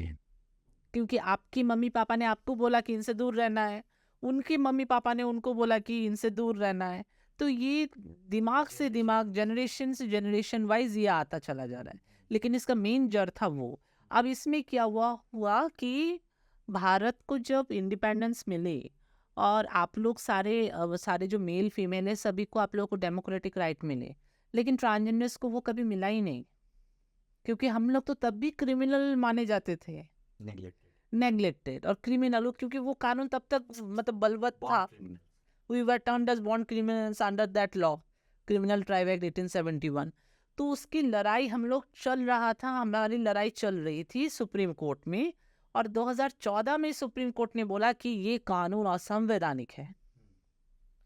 और 2014 में आकर हम लोग खुद को रिकॉग्नाइज किए as a citizen of India. तो मतलब आप लोग सोचिए कि as a normal boy and a girl आप लोगों को इंडिपेंडेंस 47 में मिला, लेकिन हमें 2014 में मिला। तो सोचिए कि किस तरीके का डिस्क्रिमिनेशन हमें फेस किया गया। इसीलिए बहुत सारी अगर जजमेंट को आप गूगल से डाउनलोड भी करेंगे तो that is known as NALSA judgment. तो NALSA judgment is one of the landmark judgment. आप उनको एक बार पढ़िए, वो सारी चीज़ों को, सारी कन्फ्यूजन को आपको क्लियर कर देगा कि सुप्रीम कोर्ट ने इवन रामायण महाभारत, लोग जो बोलते हैं कि इनका तो एग्जिस्टेंस है ही नहीं, ये तो समाज में नए हैं, बरे हुए हैं, ये बिल्कुल गलत है। भगवान शिव और पार्वती का अर्धनारीश्वर रूप है, भगवान विष्णु का मोहिनी अवतार है। तो मोहिनी अवतार क्या है? Transformation from a male to female. आप महाभारत में आइए, शिखंडी है, बृहन्नला है। आप रामायण में आइए, राम जब वनवास को, आज जो ये किन्नर लोग जो बधाई करते हैं, ये बधाई की प्रथा कहाँ से चालू हुई? तो रामायण से चालू हुई। क्योंकि राम जब वनवास जा रहे थे, सारी अयोध्या आई थी उनको वनवास तक छोड़ने के लिए, वन तक छोड़ने के लिए। तो वो तट के किनारे उन्होंने सबको रोका, बोला कि हे नर और नारी, आप घर को लौट जाएं। तो सारे नर और नारी तो चले गए, अब तो ये तो थे ना नर ना नारी, तो ये बैठे हुए थे नदी के तट पे। तो जब 14 साल वनवास काटने के बाद राम जी दोबारा लौट कर आए, तो देखिए कि कुछ शव मरे पड़े हुए हैं, कुछ जिंदा बैठे हुए हैं। तो उन्होंने पूछा कि तुम लोग क्यों यहाँ बैठे हुए हो, हमने तो सबको बोला जाने के लिए। तो बोले कि नहीं प्रभु श्री राम, हम आपने सिर्फ नर और नारी की व्याख्या की, हम तो ना नर हैं ना नारी, तो इसलिए हम आपके इंतजार में हम अभी भी यही बैठे हैं। तो श्री राम उस समय इतना खुश हुए कि ये लोग इतना ट्रस्ट वर्दी या लॉयल हो सकते हैं। तब उन्होंने आशीर्वाद दी कि किसी के घर में कुछ भी अगर पुण्य काम होता है, जब तक तुम्हारा आशीर्वाद नहीं लिया जाएगा वो असफल माना जाएगा। और तभी से ये किन्नर और हिजड़ाओं की बधाई प्रथा चालू हुई, रामायण। रामायण के समय से। तो ये सारी चीजें लोग हमारे ग्रंथ में है। लोग जो आज ये बोलते हैं ना ये तो अननेचुरल है, कैसे अननेचुरल है? ऋग्वेद में क्लियरली मेंशन है, विकृति एवं प्रकृति, मतलब what is unnatural is natural. तो आप कैसे बोल सकते हो कि हम अननेचुरल है? आपका ज्ञान बहुत गहरा है इन सब चीज़ों में। मतलब मैं पॉडकास्ट तो कर रहा हूँ आपके साथ, लेकिन ये सारी बातें तो मैं एम सो थैंकफुल कि आज आपके थ्रू पता चल रहा है। देखिए, अब अगर कोई अगर ये बोलता है कि नहीं चलो ये तो हिंदू ग्रंथ में है या हिंदू माइथोलॉजी में है, we come from a Islam, we come from a Muslim, तो हमारे में तो ये सब नहीं है, गलत है। इवन जो प्रॉफिट मोहम्मद है ना, जो इनको जो मुस्लिम जो बोलते हैं कि सल्लल्लाहु अलैहि वसल्लम, तो उनके टाइम में भी ये किन्नर और ट्रांसजेंडर्स थे। और उन्होंने खुद बोला है अपने हदीस में कि ट्रांसजेंडर्स जिनके पास महिलाओं वाली अलामतें ज़्यादा होंगी, उनको फीमेल वाले सारे काम हकाम होंगे। मतलब फीमेल के जैसा उनके साथ शादी भी आप कर सकते हैं, उनके साथ फैमिली भी कर सकते हैं, वो लड़की के जैसा वो पर्दा नसीन भी हो सकते हैं, सब कुछ हो सकते हैं। फिर उन्होंने ये भी बोला कि जो भी ट्रांसजेंडर जिनमें मर्दों वाली अलामतें ज़्यादा होंगी, उन्हें मर्द, उन सारे मर्द के काम उन पर हकाम होंगे। जैसे कि अगर कोई ट्रांसजेंडर है वो पुरुष जैसा है देखने में, तो एक जो मेल की जो भी कैटेगरीज हैं उनको जो जो अधिकार मिलते हैं, ये अधिकार उनको भी मिलेंगे। So that is the differentiate which also is there in the Islam. अगर कोई बोलता है कि क्रिश्चियनिटी में नहीं है, तो क्रिश्चियन में आप चैप्टर ल्यूक एंड ड्यूटोरोनोमी खोल के देख लो बाइबल में। लॉर्ड जीसस ये बोलते हैं कि if no one gives you a name, if no one accept you and no one loves you, come to me, I will set you in my heart and you will be there with me in the heaven. तो ये सारी चीज़ें तो सारी किताबों में है, सिर्फ पढ़ो। इसलिए मैं बहुत आजकल के बहुत सारे छपरी वालों को भी देखती हूँ कि ये लोग मतलब कुछ भी बक देते हैं, कुछ भी कमेंट करने लग जाते हैं, तो मैं उनको रिप्लाई भी नहीं करती। और बहुतों का तो ऐसा ऐसा मैसेज आता है कि मैं आपको क्या बताऊँ, मतलब पूरा इट्स लाइक मुझे अलग से कपिल शर्मा शो देखने की ज़रूरत नहीं होती, तो वहीं से मेरा टाइम पास हो जाता है सारी रात। तो ये सारी चीज़ें हैं। मतलब अब मैं कभी कभार सोचती हूँ कि वही कि फिल्मों के अलावा अगर अपना ये कुछ फ्री टाइम इन सारी चीज़ों को समझने में लगा दे, तो शायद उसमें भी बहुत सारी हेल्प हो कि जो एक गैप बनी हुई है ना मेन स्ट्रीम सोसाइटी और कम्युनिटी के बीच, वो कुछ हद तक कम हो सकती है।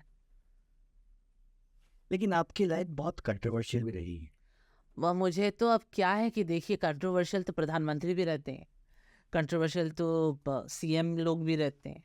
अब क्या है कि ये चीज़ आपके दिमाग में हमेशा रखनी है कि अगर आपको कुछ समाज से फाइट करना है, अपनी चीज़ें समाज पे रखनी है, तो आपको कंट्रोवर्सी की सामना आपको हमेशा करनी होगी। लोग आपके बारे में आलोचना ज़रूर करेंगे, आप किसी की मुंह आप बंद नहीं कर सकते। तो इसलिए वो कभी कभार मैं अपने ही मन में गुनगुना लेते, जो राजेश खन्ना साहब का जो वो गाना है कि कुछ तो लोग कहेंगे, लोगों का काम ही है कहना। तो वो सारी चीज़ें हैं, क्योंकि आप हमेशा हर किसी के आप माइंडसेट से आप नहीं खेल सकते हैं, ना उनको कुछ दिखा सकते हैं, ना समझा सकते हैं, जब तक वो खुद अपना माइंडसेट अपने आप ना चेंज कर ले। तो ये सारी चीज़ें हैं, लोगों को समझना है। अब देखते हैं कि ये सारी चीज़ें क्या मैं कामयाब सच में हो पाती हूँ अपने असम में माइंडसेट चेंज करने में। अभी जैसे 2020 में आपके ऊपर एलिगेशन लगे हाँ कि कोई आपने मिस अप्रोप्रिएशन ऑफ फंड्स किया, जो ट्रांसजेंडर्स के लिए जो फंड्स आने वाला था, कुछ एलिगेशन थे। अब वो तो बकवास था, क्योंकि उसमें मैंने बहुत सारी चीज़ें गवर्नमेंट की, मैंने हाई कोर्ट में उसको जनहित याचिका मैंने डाल दी थी कि क्योंकि इसमें क्या होता है कि बहुत सारे जो फंड्स आते हैं जिनका सही में अगर काम होता है किसी के पास, इनके क्या बहुत सारे ऑफिशियल्स हैं, मैं नाम नहीं लूँगी, वो अपना गोल सेट करते हैं कि 20%, 40%, 60%। लेकिन अगर कोई अच्छे से काम कर रहा है और कोई अगर ये 40, 50, 60 में अगर एग्री नहीं हो रहा है, तो उनके पीछे झूठा एलिगेशन लगाते हैं विच रिमेन्स अनप्रूव्ड। तो ये एलिगेशंस भी बहुत सारे लगे। किसी ने तो वो लगा दिया कि ये स्वाति ने 20 करोड़ का पूरा मकान बना के रखा हुआ है अपना। तो मैंने बोला कि जाके देखो, मेरा घर अभी भी आसाम टाइप है। अगर मेरा वो 20 करोड़ में मार के बैठती तो मेरा ये आसाम टाइप घर नहीं होता जहाँ मैं जन्म से हूँ। मेरे पास तो पूरे बंगलो होती, पूरी गुवाहाटी की लेविशिंग लाइफस्टाइल वाली। तो आप कह रहे हैं कि ये जो मिस अप्रोप्रिएशन ऑफ फंड्स था, ये गलत है, ऐसा कुछ? ये this is not at all proved. ये सब गलत एलिगेशंस हैं, ये मन गढ़ंत है। कोई भी मतलब, अब बोलते हैं ना कि जब आपका लाइफ खुली किताब हो, तो एक्चुअली वो मेरे ऊपर भी नहीं लगे थे एलिगेशंस, वो लगे थे किसी एक एनजीओ के ऊपर। तो उस एनजीओ को मैं रिप्रेजेंट कर रही थी हाई कोर्ट में, और मैंने ये प्रूफ दिखा दिया कि नहीं, आपके ऑफिसर सारे गलत हैं, बैठ के गंदे काम करते रहते हैं, उल्टे सीधे काम। और इसकी वजह से आप किसी जो एनजीओ जो ओरिजिनली और डेडिकेटेडली किसी के ऊपर काम करते हैं, उसके ऊपर ये एलिगेशन लगा देते हैं एप्रोप्रिएशन ऑफ फंड। उसमें हमारे जो चीफ जस्टिस है सुधांशु ढूलिया, उनका एक जजमेंट भी है, ऑर्डर उसमें, और वो कह रहे हैं, डायरेक्शन दे रहे हैं उस डिपार्टमेंट को कि नहीं, आपका ये गलत नुस्खेबाजी आप मत कीजिए। आप फंड जो इस झूठा एक इल्ज़ाम के ऊपर आप ये जो फंड रोक के रखे हुए हैं कम्युनिटी के ऊपर, उसको इमिडिएटली 15 दिन के अंदर रिलीज़ कीजिए। और जिसके बाद 15 दिन के अंदर फिर वो फंड को रिलीज़ किया गया था।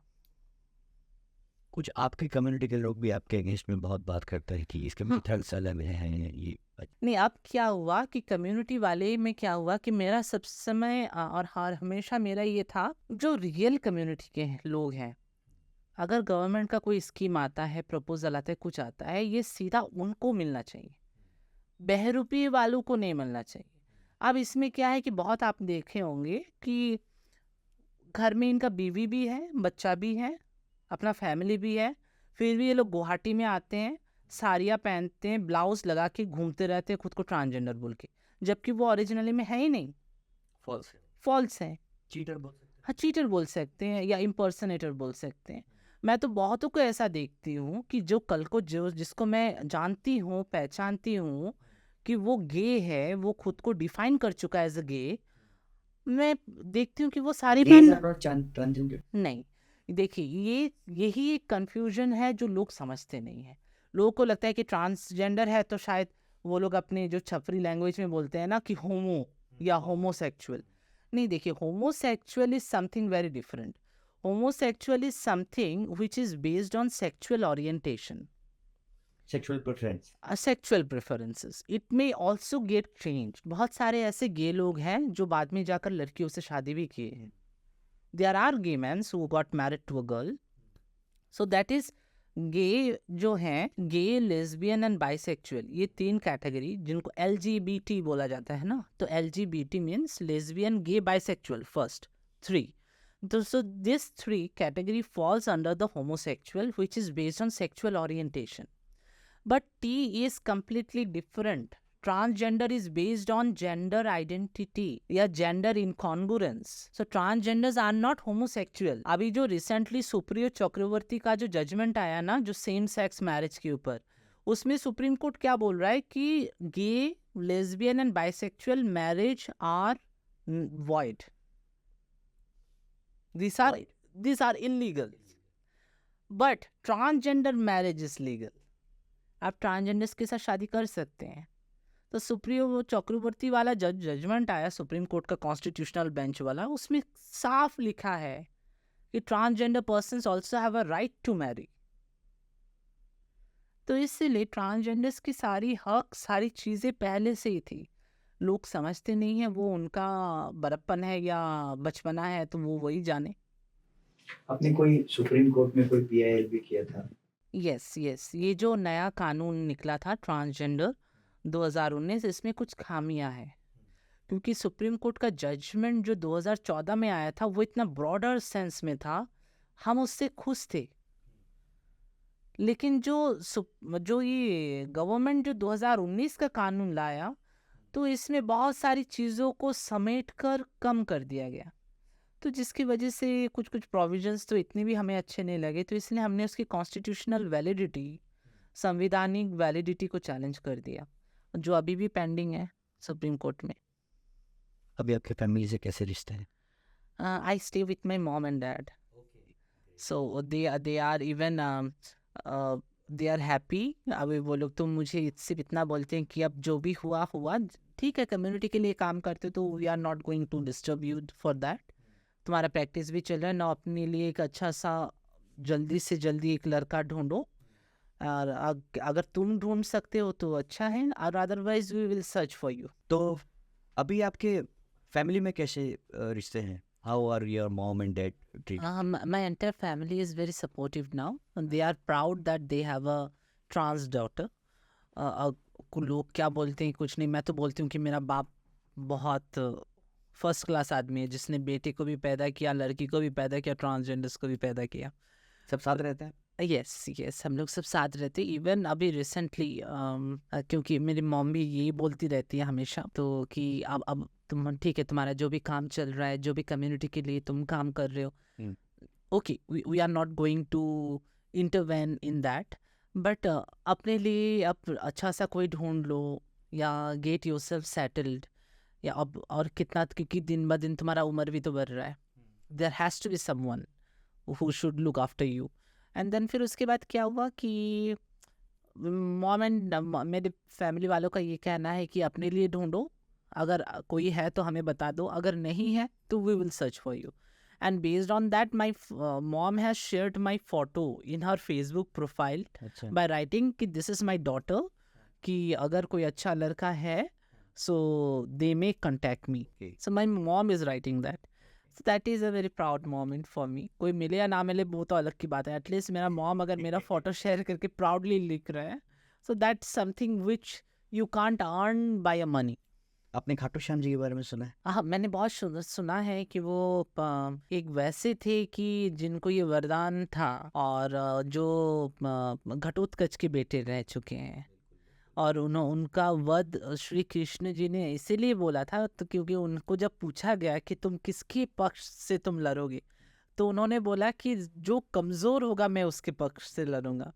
तो भगवान श्री कृष्ण बहुत चिंतित में पड़ गए थे कि अगर कौरव अगर कमज़ोर होते हैं तो वो उनके साइड चला जाएगा, अगर पांडव कमज़ोर है तो इनके साइड आ जाएगा, तो ये युद्ध कभी समाप्ति नहीं होगा।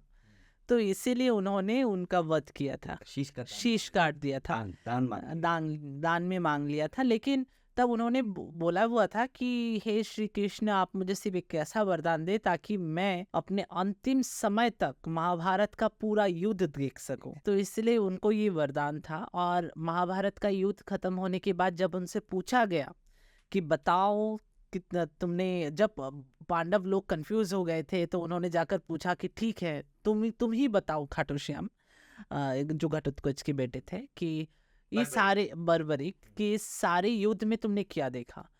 तो उन्होंने बोला कि युद्ध में दोनों पक्ष लड़ तो रहे थे, मैं इधर भी कृष्ण को देख रहा था, उधर भी कृष्ण को देख रहा था, सारे अस्त्र में कृष्ण चल रहे थे, सुदर्शन चल रहा था, श्री कृष्ण साथ में चल रहे थे, और ये युद्ध धर्म युद्ध था।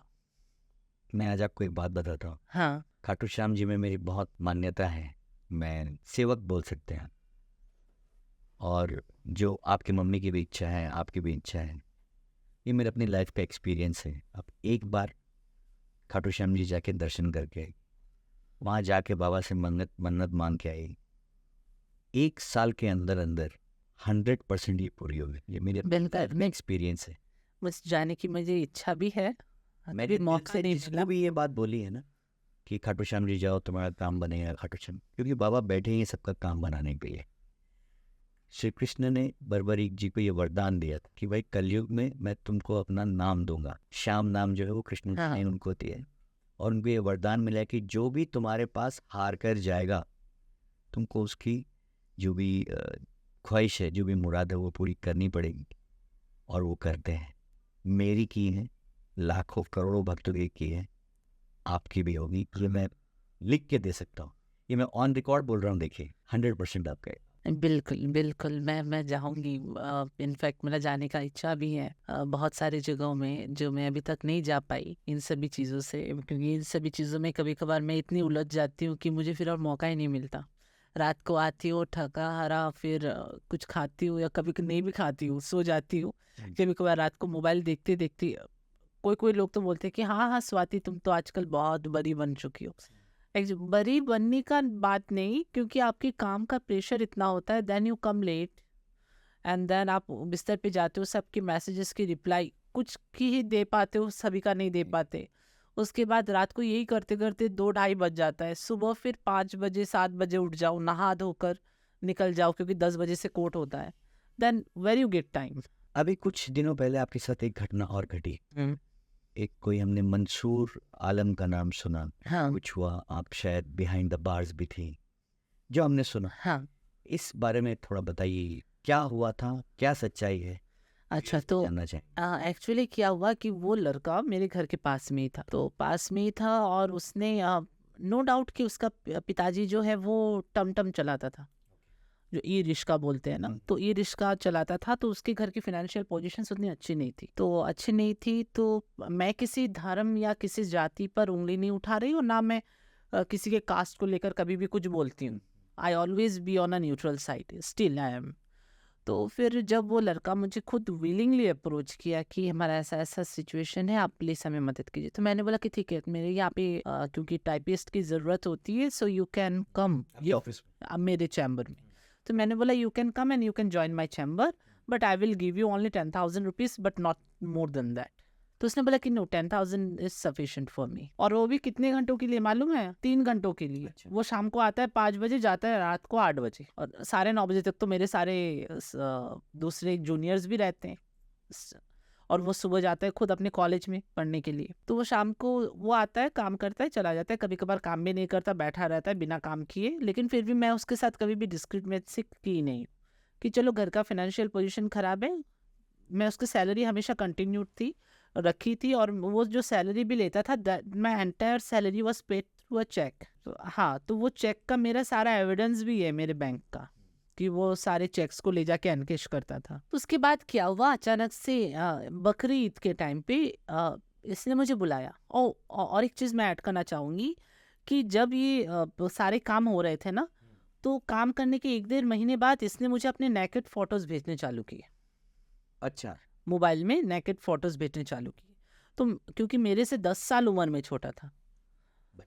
हाँ, तो जब मैंने इसको पास में बोला, मैंने इसको डांटी नहीं, मैंने इसको अच्छे से समझाया कि देखो, अगर if you like me, if you love me, that okay, I respect that, लेकिन एक उम्र का भी लिहाज करो, ऐसे ऐसे ऐसे ऐसे करके मैंने उसको बहुत कुछ समझाया, अच्छे से उसको समझाया। तो बोला कि ठीक है, मैं आगे से ऐसा नहीं करूँगा। तो मैंने बोला ठीक है। तो फिर उसने मुझे बोला कि मैडम आप फिर हमारे घर में किसी को मत बोलिएगा। मैंने बोला डोंट वरी, मैं नहीं बोलूँगी, अपने पढ़ाई पे ध्यान दो। तो ऐसे होके चला गया। देन बकरी ईद के टाइम पे simultaneously I was invited eight their home. तो मैं जाने का मन भी नहीं था, क्योंकि मेरा थोड़ा बीमार भी थी मैं। तो फिर इनके मम्मी ने मुझे फ़ोन किया कि नहीं नहीं नहीं, आप आइए आइए आइए, नहीं तो हम बुरा मान जाएंगे, हमको बुरा लगेगा। तो बहुत इमोशनली मुझे ब्लैकमेल्ड की। Then I went to their home. उसके घर में जाने के बाद बिरयानी वगैरह जो नॉर्मल है वो मैं खाई। उसके बाद जो मुझे पानी दिया गया, मुझे ये बोला कि this is a Zamzam water. अगर आपका दुबई या सऊदी में कोई होगा तो आपको मालूम होगा कि what is the importance of Zamzam. हाँ जी, जमजम का वाटर क्या है। तो बोले कि ये खाओ, ये हमारा based on our religious faith कि ये पानी से आपके सारे पाप भी धुल जाएंगे। मैं खाई। खाने के बाद हार्डली 5 मिनट या 4-5 मिनट होगा, मैं लेटी हुई हूँ एकदम, पूरा मेरा बॉडी वॉडी नहीं हिल रहा, मैं सिर्फ आँख से देख रही हूँ कौन आ रहा है कौन जा रहा है, मेरा बॉडी कम कोई मूवमेंट ही नहीं. It acted like a sedative. And then this boy he made some videos of me, और वीडियो बना के फिर मुझे घर में किसी तरह छोड़ के आया. मैं अब जाके अपने मम्मी पिताजी को क्या बोलूँगी कि मैं गई थी किसी के दावत में और मेरा वहाँ पे वीडियो बन गया है. अब कोई लड़की ये सारी चीज़ें सोसाइटी से, अपने समाज से, अपने माँ बाप से किस तरीके से बोलेगा. सोचिए मेरी वो उस टाइम में क्या हालत हुई होगी. उसके बाद इस वीडियो के ऊपर बेस्ड करते हुए जो लड़की की जो माँ है उसने मेरे से टीवी लिया, फ्रिज लिया, गॉडरेज लिया, उसकी बहन की लिए मोबाइल, उसकी बहन की एडमिशन, उसकी मम्मी के लिए सोने का जितना भी नेकलेस है, हार है, मेरे पास सारे रिसिप्ट है. मैं सारे कोर्ट में भी दे चुकी हूँ, पुलिस वालों को भी दे चुकी हूँ. यहाँ तक इन लोगों ने तो लूटा, इनके जो रिलेटिव्स जो बिहार में बैठे हुए हैं उनके लिए भी इन लोगों ने लूटा. ब्लैकमेल किया? मुझे कंटिन्यूअसली ब्लैकमेल किया जाता था और मुझे हमेशा ये बोला जाता था कि लड़के से निकाह कर लो. अब आप कैसे निकाह करेंगे कि आप किसी एक लड़के से आप 10 साल उम्र में बड़े हैं. आज वो ठीक है, जवानी की जोश में वो अगर मुझे एक्सेप्ट कर भी लेता है, कल मेरा उम्र होगा फिर मुझे लात मारेगा, किसी और को ला के पकड़ के ला के मेरे सामने रखेगा. तो ये सारी चीजें हैं. इनको प्रैक्टिकली ये लोग शायद सोचे कि नहीं सोचे मुझे नहीं मालूम, बट वो मेरे दिमाग में चलता था कि मैं कैसे एक्सेप्ट कर लूँ 10 साल मेरे से कम उम्र वाले को. तो उसके बाद ये सारी चीज़ें, ब्लैकमेल की हद इतनी ज़्यादा हो चुकी थी,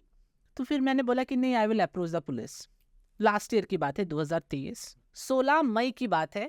हल्की हल्की बारिश हो रही थी, तो जोर से तूफानों की जैसे हवा भी चल रहा था. तो मम्मी ने बोला कि हम लोग गेट के भीतर से ना वो ताला लगा, तो मम्मी ने बोला कि जाके गेट बंद करके ताला लगा कर आ जाओ, क्योंकि रात को हवा चलेगा, शायद रात को तूफान उठ सकता है.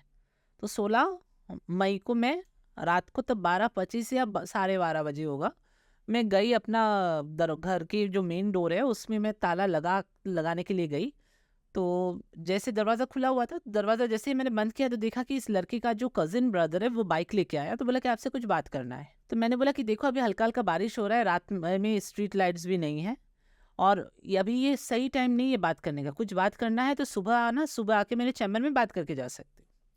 इतना बोलने के बाद, इतना बोल के जैसे मैं मुड़ी और दरवाजे को बंद करने गई, पीछे से ये मंसूर आलम, इसके दूसरे कजिन ब्रदर्स लोग खड़े हुए थे. इन्होंने मेरा पीछे से बाल पकड़ा और मुझे घसीटते हुए मेन रास्ते तक ले गए. मेरे पीठ की जितनी भी छाले वगैरह है वो निकल के आ गई. मेरे सारे कपड़े वपड़े फाड़ दिए गए, मेरे बॉडी पार्ट्स में टच हो गए थे, ये लोग टच कर रहे थे और मेरे साथ बहुत सेक्सुअल असॉल्ट हुई. और उसी रात को जालुकबारी पुलिस स्टेशन वालों को मैं फ़ोन करी, वो लोग आए, मेरा मेडिकल करवाए, वहाँ पर केस दर्ज है. फिर जब देखा कि मैंने ये लोग जालुकबारी पुलिस स्टेशन वाले कुछ कर नहीं रहे हैं, वहाँ पे कुछ ऑफिसर थे जिनका नाम मैं कोर्ट में भी ले चुकी हूँ, तो वो कुछ ऑफिसर थे जो इजीली मैनेज हो जाते. तो वो इजीली मैनेज होता हुआ जब मैं देखी, then I approach all women police station Pan Bazar. और उसके बाद सारी मेरी मेडिकल करवाई गई और वहाँ पे ये माना गया कि yes, this is not a sexual assault, this is a rape case. और वहाँ पे लड़की को अरेस्ट किया गया, लड़के के डीएनए को मैच किया गया and DNA is matched. This is on record, court के रिकॉर्ड में है. अगर किसी को जानना है, किसी को पीआरसी केस जानना है तो मुझे इनबॉक्स करो, तो मैं कर बोल दूंगी what is the PRC case.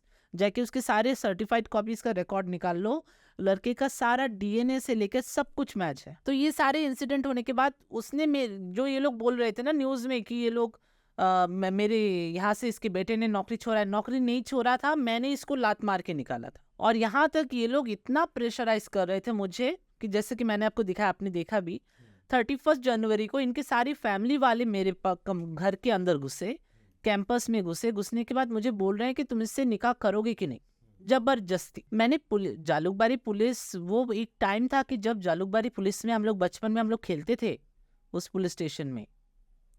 और ऐसा भी था कि पहले के जो इंस्पेक्टर्स जितने भी थे, तो वो लोग उस टाइम पे जालुकबारी का एक अच्छा स्टैंडर्ड हुआ करता था पुलिस स्टेशन का.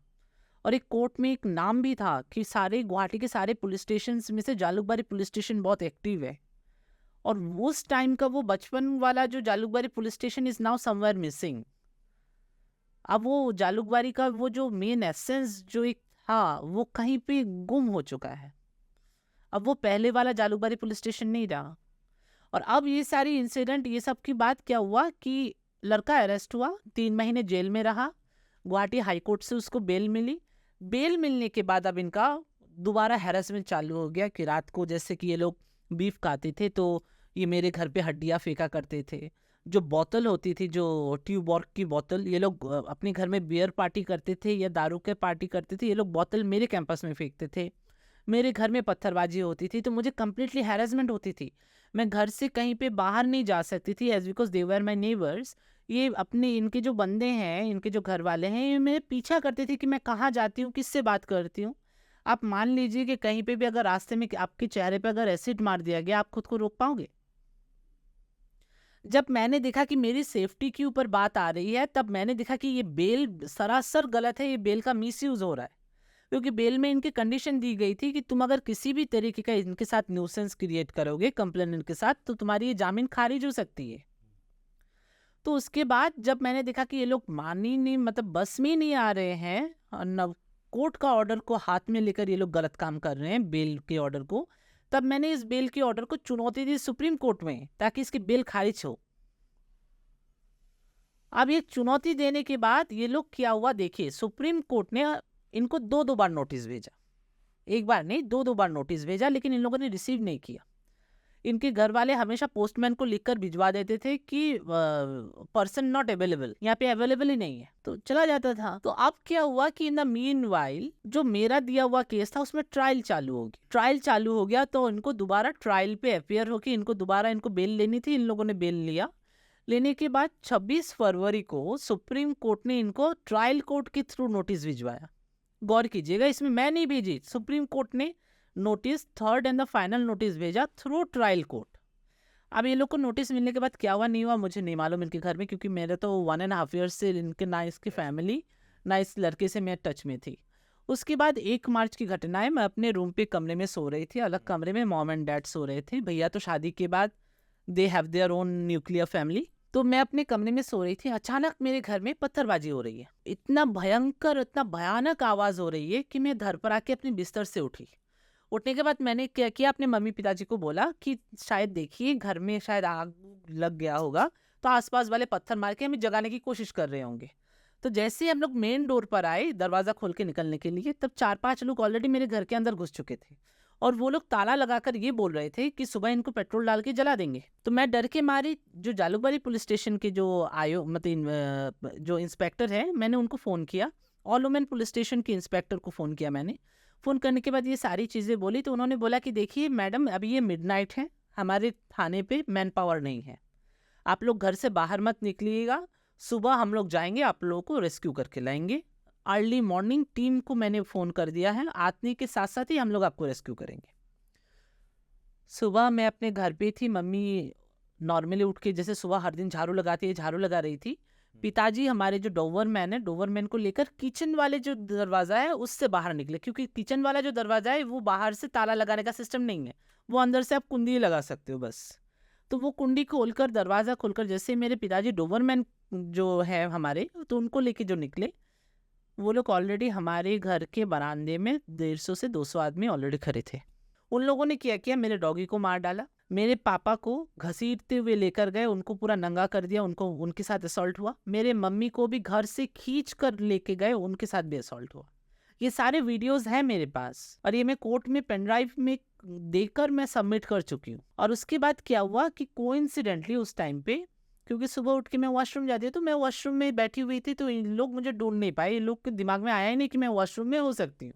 ये लोग घर के अंदर घुसकर मेरे पूरे चैम्बर को तहस नहस कर दिया, मेरे सारे डॉक्यूमेंट्स जला दिए, मेरे टीवी, फ्रिज, गॉडरेज, जितने भी वैल्यूएबल आइटम्स थे, मेरे घर से सारे गहने चोरी हो गए। 4-5 लाख रुपए जो कैश के लिए रखे हुए थे for some medical treatment purpose के लिए, मेरे पिताजी के लिए, वो चोरी हो गए। आप सुनकर आप चौंकेंगे कि सारा सामान चोरी तो हुआ, मेरे इनर वेयर तक को भी नहीं छोड़ा इन लोगों ने। मतलब इनकी सोच कितनी घटिया हो सकती है। तो ये सारी चीज़ें होने के बाद थैंक गॉड कि मुझे जहाँ पे भी रखा गया बहुत सेफली रखा गया, मुझे कोई भी परेशानी नहीं हुई बाय गॉड ग्रेस। और मुझे सारी चीज़ों की इंफॉर्मेशन मिलती रहती थी कि ये लोग क्या कर रहे क्या नहीं। और उसके बाद क्या हुआ, ये लोग इतने हद तक नीचे चले गए, इन लोगों ने मेरे जाने के बाद वहाँ पर कॉलोनी में इन लोगों ने मीटिंग भी अरेंज किया कि इनके फैमिली को निकालेंगे। वो तो पुलिस वालों आए, उन लोगों ने इस सारे मीटिंग को तोड़ ताड़ करके उसके बाद फिर मेरे मम्मी पापा अभी उसी घर में रह रहे हैं। हाँ, मैं वहाँ पे नहीं जाती हूँ बीच बीच में, मैं ऐसे छोड़ तो नहीं सकती, वो मेरा जन्म स्थान है। तो मैं अपने नए घर में शिफ्ट हो गई हूँ, तो जाती हूँ वहाँ पे, कभी कभार मम्मी पापा को देख कर आती हूँ। लेकिन बहुत जल्दी हम लोग वहाँ से उस प्लॉट को हम जितना जल्दी हो सके सेल करके हम मेरे मम्मी पापा को मैं अपने साथ ही लेकर आऊँगी। और फिर उसके बाद हम लोगों ने भी उनके ऊपर केस डाला हुआ है, जो अगर किसी को देखना है तो वो देख सकता है, कंप्लेंट केस CR-282। तो इसी साल मैंने भी डाला हुआ है। उनके सारे जो 60 से 70 लोग जिनका नाम मैं जानती हूँ, पहचानती हूँ, उनको they are arrested as a party there. नहीं, उस लड़के का क्या हुआ? उस लड़की का क्या हुआ, फिर बाद में सुबह में जब ये सारी इंसिडेंट हुई और जब पुलिस वाले आए और हमें रेस्क्यू करके ले गए, देन उसके बाद पुलिस वालों ने मुझे बताया कि लड़के ने सुसाइड कर लिया है एंड ही इज नो मोर। और सारी चीज़ों की बातें विकास जी आपको, मतलब जो पुलिस वालों को भी समझ में आया, इनफैक्ट मुझे भी समझ में आया बाद में, वो चीज़ें क्या थी। किसी के घर में अगर किसी का कोई अगर मरता है या किसी का इंतकाल होता है, आप खुद सोचिए कि लड़की की जो बहन है, लड़का मरा 1 मार्च को, 4 मार्च को जो लड़की की बहन है वो अपने बॉयफ्रेंड के साथ मुगल गार्डन में बैठ के रात का डिनर कर रही है, इंस्टाग्राम पे फोटो शेयर कर रही है और लिख रही है हैप्पी मोमेंट। आप समझिए बातों को। जो लड़के लोग जो बेल्ट पहनते हैं, जो बेल्ट का जो नॉट जो नाभि के पास होता है, उससे आप अगर मान लीजिए आपके गले में आप फांसी लगा भी लेते हैं, वो बेल्ट कितना ही लंबा होगा कि वो उसको फिर ऊपर फिर दोबारा और एक नॉट लगा सके, टांग सके। It is next to impossible. तो लड़का बेल्ट से कैसे फांसी लगाया होगा? और लड़का अगर फांसी लगाता भी है, लड़का फांसी लगाने के 10-15 मिनट के अंदर में 100-150 लोग जमा कैसे हो गए?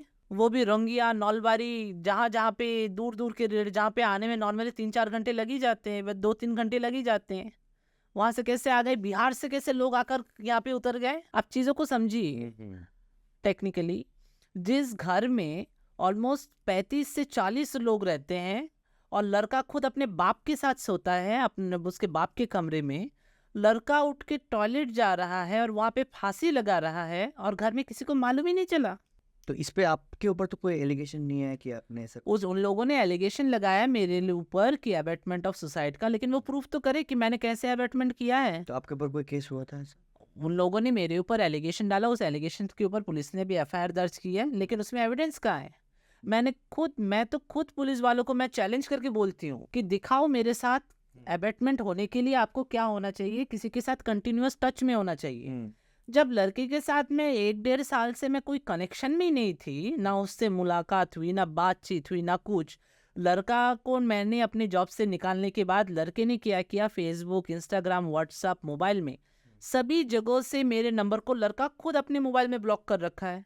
तो मैं उससे कैसे बात करूंगी? कहीं से तो ये एस्टैब्लिश ही नहीं होता कि मैं उसके टच में थी या मैंने उसको अबैट किया है या मैंने इसको प्रोवोक किया है कि तुम फांसी लगा लो। लेकिन इसके साथ आप सारे सर्कमस्टेंशियल एविडेंसेस को भी देखिए, जो उंगली ये उठाती है उनके फैमिली की तरफ।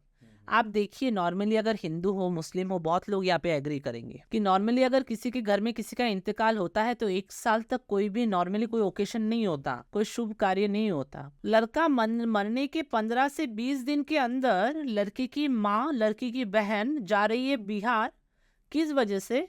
क्योंकि उसकी मजले मामा की शादी है। आप सोचिए, और ये शादी के जो फोटोज है ये ऑलरेडी शेयर कर रही है। ऐसा भी नहीं कि अगर शादी चल रही तो मुझे कैसे मालूम होगा, क्योंकि लड़की का जो बहन है उसकी इंस्टाग्राम ID ओपन है और वहाँ पे वो पोस्ट डाल रही है, सब देख रहे हैं, सिर्फ मैं अकेली नहीं, पूरी दुनिया देख रही। आपकी इस पूरी जर्नी में हाँ, इतने सारे उतार चढ़ाव, बचपन से ही मैं देख रहा हूँ, 20 साल की उम्र से आप लगी में, आपका साथी कौन रहा है? आपका साथ देने वाला, आपको आपका इंस्पिरेशन? क्योंकि इन सब चीज़ों के लिए मेंटली बहुत स्ट्रांग होना ज़रूरी है। तो आपका वो सहारा कौन, वो शोल्डर कौन है? अगर आप पूछेंगे तो देयर इज नो वन। हाँ, बट मेरे घर में है 4-5 जो डॉगीज हैं, जिनके साथ मैं हमेशा रहती हूँ, खेलती रहती हूँ। कभी मन बुरा लगता है उनके साथ बैठती हूँ या उनके साथ ही मेरा टाइम पास हो जाता है। That gives me a mental satisfaction and mental support. तो आप वो प्यार अपने डॉगी से पाते हैं? हाँ, अदरवाइज हाँ, मॉम एंड डैड है, they are always there in my heart. इसके अलावा मेरे जो पेट्स हैं, they are my only source of mental support and mental satisfaction. इसके अलावा तो मुझे और कभी भी कुछ वैसा ट्रस्टवर्दी बंदा मिला ही नहीं आज तक। जो भी आए इस्तेमाल करने वाले आए, अपनाने वाले कभी नहीं आए। जो भी आए सिर्फ इस्तेमाल करने वाले ही आए, अपनाने वाले कोई नहीं। नहीं, अपनाने वाले भी आएंगे। देखिए, ऊपर वाला बहुत मेहरबान होता है। और आज जो मैंने आपको बोली है बात, आप मेरी बात मानिए, 100% ऐसा होगा। एक बात और बताइए, ये ट्रांसजेंडर जो है अपने इंडिया में थोड़ा लुक डाउन अपॉन, है ना, थोड़ा तिरस्कार की नज़र से देखते हैं। हाँ, और क्या इश्यूज फेस करते हैं इंडिया में? आप देखिएगा कोई भी ट्रांसजेंडर्स का जो भी वीडियो वायरल होता है या जो भी कुछ है ना, कुछ न्यूज़ चैनल्स अपने टीआरपी या अपने प्रोपोगेंडा, अपने हिडन प्रोपोगेंडा के लिए हमेशा कम्युनिटी को बदनाम करते रहते हैं। ऐसा दरअसल नहीं है। देखिए, ताली हाथ से कभी नहीं बजती।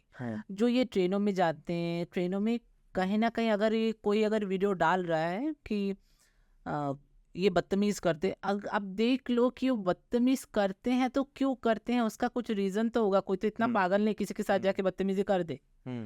कुछ तो हुआ होगा ऐसा, और उसमें मतलब 100% में 90% ही ऐसा रहता है कि उस ट्रांसजेंडर के साथ पहले बदतमीज़ी हुई रहती है। अब मेरे ही सामने एक बार क्या हुआ, मैंने एक लड़की को थप्पड़ लगाई थी। I was going through a train. तो उस ट्रेन में क्या हुआ, मैं जा रही थी एंड साइमल्टेनियसली कुछ लड़के बैठे हुए थे, हाथ में गिटार विटार लिए, एकदम यहाँ पे रुमाल रुमाल बांधे। उसी कंपार्टमेंट में कोइंसिडेंटली मेरा भी टिकट लग गया, बर्थ 57 था। मैं बैठी हुई थी, अचानक से एक ट्रांसजेंडर आई। वो मुझे देखकर पहले तो मुझे ग्रीट की, अच्छे से वेलकम की, क्योंकि वो जानती थी अब कम्युनिटी वालों को तो एक दूसरे को तो सभी पहचानते हैं। तो तभी उन लोगों से उसने अपने सिग्नेचर स्टाइल क्लैपिंग से उनको पैसे मांगे। तो एक लड़का उठ के क्या बोलता है कि दिखाओ तुम्हारे पैरों के बीच में क्या है।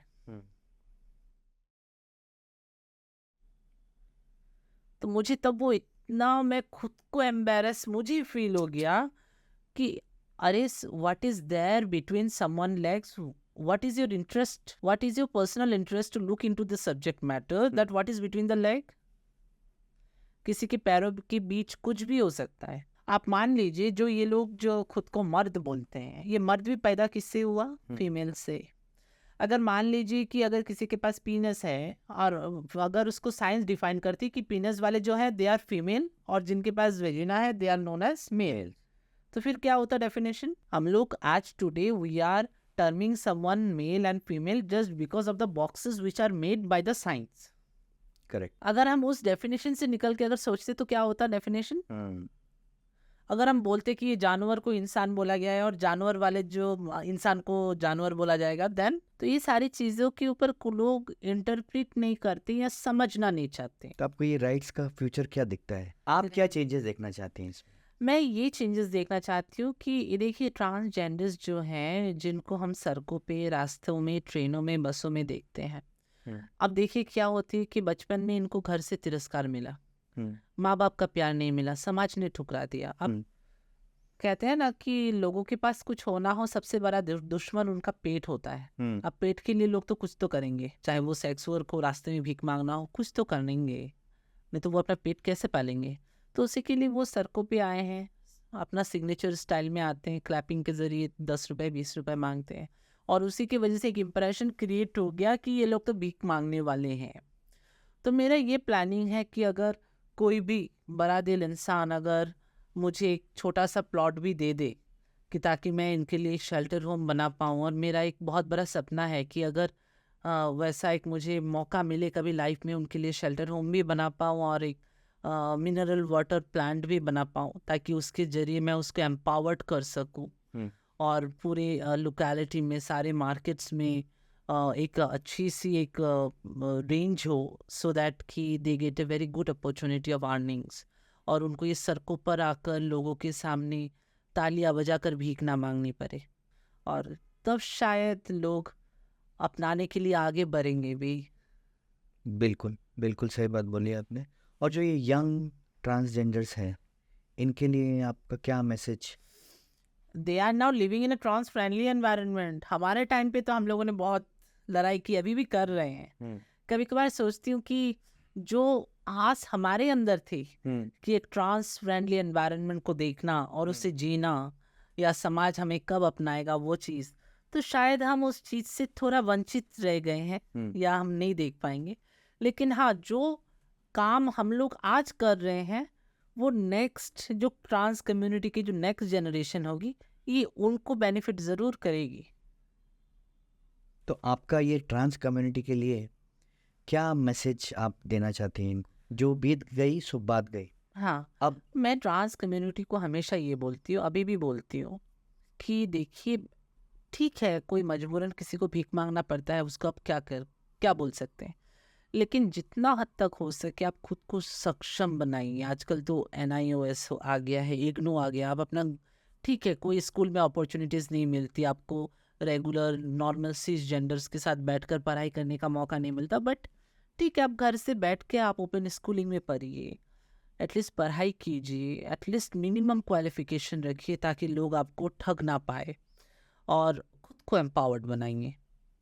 ट्रांस भी तो बहुत सारे, जैसे वो रियल एस्टेट कंसल्टेंट भी बन सकते हैं, why not? Yes yes they can, वो इंटीरियर डिजाइनर भी बन सकते हैं। बिल्कुल बन सकते हैं। बहुत सारे ऐसी वोकेशनल चीज़ें हैं। सब चीज़ें देखिए, अब क्या है कि now I have been broadly accepted by my parents, Right. तो मेरे ऊपर मेरे मॉम एंड डैड का छत है, हम्म, तो वो सपोर्ट मुझे है। Hmm, but how many of them are very privileged? Right. तो यही कि ऐसे कोई भी पेरेंट्स को आप क्या मैसेज देना चाहेंगे? यही मैसेज देना चाहूँगी कि ट्रांसजेंडर्स भी नॉर्मल मेल एंड फीमेल जैसे ही होते हैं, उनके साथ भेदभाव मत कीजिए। अगर कोई आता है या आपके घर में पैदा होता है तो मैं सिर्फ आप लोगों से यही रिक्वेस्ट करूँगी कि उनको बड़ी दिल से एक्सेप्ट कीजिए, उनको भी वो समान अधिकार दीजिए। क्योंकि अगर आप गूगल भी अगर आप सर्च करके देखेंगे, आज जो भी ट्रांसजेंडर अपनी मॉम अपने पेरेंट्स की जिनको सपोर्ट मिला है, some of them are doctors, some of them are MLA, some of them has become IAS officer, IPS officer, some of them are even mayors, some of them has become judge, some of them are advocate. I am also a practicing advocate in the High Court as well as in the Supreme Court. तो वो आसमान चीर के निकल सकते हैं, सिर्फ आपकी सपोर्ट और साथ की ज़रूरत है। और हमारे जो लिसनर्स हैं, हमारे जो व्यूअर्स हैं, वो आपकी कम्युनिटी को कैसे सपोर्ट हेल्प कर सकते हैं? बिल्कुल कर सकते हैं। अगर आप मान लीजिए कि आप सामने आने से डरते हैं या बात करने से डरते हैं या इस कम्युनिटी के लिए आप वो सॉफ्ट हार्टेड रखते हैं या इनके लिए आप अच्छा सोचते हैं, तो आप हमारे ज़रिए भी आप उनको कर सकते हैं। आप ऑल असम ट्रांसजेंडर एसोसिएशन की वेबसाइट बनी हुई है, वहाँ पे आप जा सकते हैं, आप अपना योगदान दे सकते हैं, आप अपनी डोनेशंस वगैरह दे सकते हैं। और सारी चीज़ें के ऊपर इतनी ट्रांसपेरेंसी रखी गई है वेबसाइट के थ्रू कि आप अगर 10 रुपए भी देते हैं तो 10 रुपए का भी रिसिप्ट आपके पास पहुंचता है, आपके ईमेल तक पहुंचता है। And we are 80G exempted, तो इसलिए किसी को परेशानी भी नहीं होगी। देखिए, मैं एक रियल एस्टेट कंसल्टेंट हूँ पेशे से। अच्छा, आपकी बातें सुन के मैं बहुत इम्प्रेस्ड हुआ हूँ, प्रभावित हुआ हूँ। मैं पहले यहीं से शुरू करता हूँ। आपके ट्रांसजेंडर कम्युनिटी में से कोई भी आके मुझसे सीखना चाहे रियल एस्टेट कंसल्टिंग कैसे करते हैं, मुझे किसी को यहाँ रखने में कोई दिक्कत नहीं है, किसी को सिखाने में कोई दिक्कत नहीं है। और मैं ये बात जानता हूँ कि जब मैं ये पहल कर सकता हूँ तो सारी दुनिया ये पहल कर सकती बिल्कुल बिल्कुल, और इसके लिए आपको शाबाशी है। देती हूँ। थैंक यू सो मच, ये ऊपर वाले का आशीर्वाद है। तो thank you so much. Thank- देखिए, thank ये समय कैसे चला गया पता नहीं चला। बहुत सारी बातें सुनने को मिली, जानने को मिली, सीखने को मिली। आपके प्रति जो मेरा प्यार था, रिस्पेक्ट था, वो आज 10 गुना हो गया है। क्योंकि there are so many things जो आपने बताया ना दूर से ही, तो आपके प्रति, आपके पूरी कम्युनिटी के प्रति मैं नतमस्तक हूँ। Thank you so much. आप आए, आपने एनलाइटन किया, और ऊपर वाला आपकी सारी, मेरा श्याम बाबा आपकी सारी मुरादें पूरी करें। आप एक बार दर्शन करके आइए, जो हमारी बात हुई है वो 100% पूरी होगी। मैं सबसे ज़्यादा नाचूंगा आपकी शादी में आके। Thank you so much. Thank